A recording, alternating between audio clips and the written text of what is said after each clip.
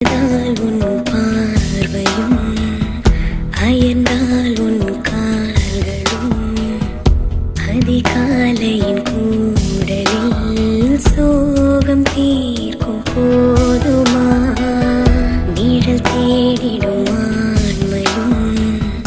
நிஜம் தேடிடும் பெண்மையும் ஒரு போர்வையில்